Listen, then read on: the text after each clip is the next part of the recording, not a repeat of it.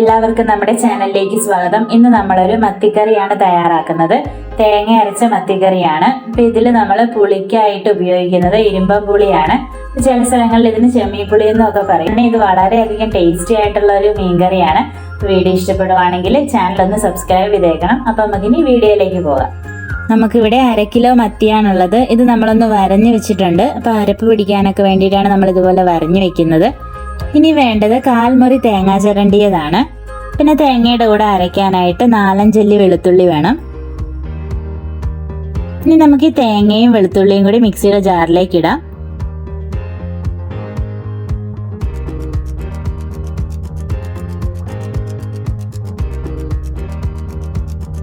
പിന്നെ നമ്മൾ ഇതിലേക്ക് 2 ടേബിൾ സ്പൂൺ മുളക് പൊടി ചേർക്കുന്നുണ്ട്.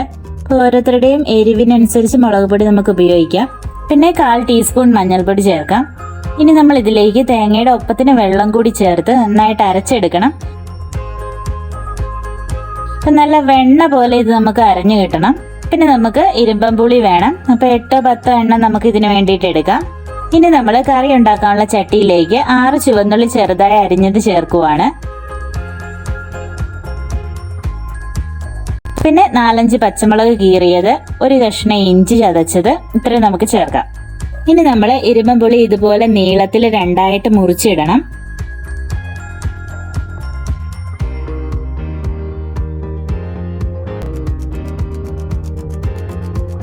എന്നിട്ട് അരച്ചു വെച്ചിരിക്കുന്ന അരപ്പ് ചേർക്കാം.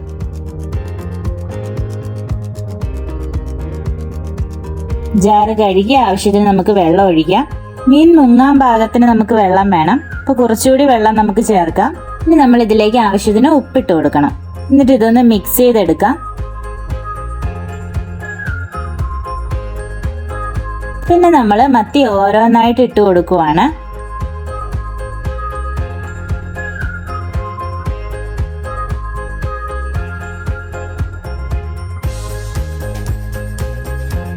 മത്തി എല്ലാം ചാറിൽ മുങ്ങിക്കിടക്കണം. എന്നിട്ട് നമുക്കിത് അടുപ്പത്ത് വെച്ച് വേവിച്ചെടുക്കാം.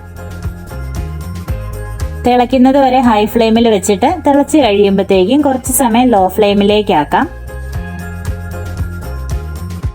മത്തി ആയതുകൊണ്ട് ഇതിനൊത്തിരി വേവില്ല. അപ്പൊ തിളച്ച് കുറച്ചു നേരം കൂടി വെച്ചിട്ട് നമുക്കിത് അടുപ്പത്ത് നിന്ന് മാറ്റാവുന്നതാണ്.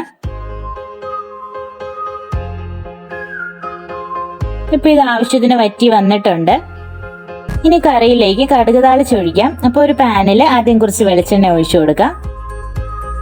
ഇനി കടുകിടാം. കടുക് പൊട്ടുമ്പോഴത്തേക്കും കറിവേപ്പില കൂടി ചേർക്കാം. ഇതിന് നമുക്ക് കറിയിലേക്ക് ഒഴിച്ചു കൊടുക്കാം.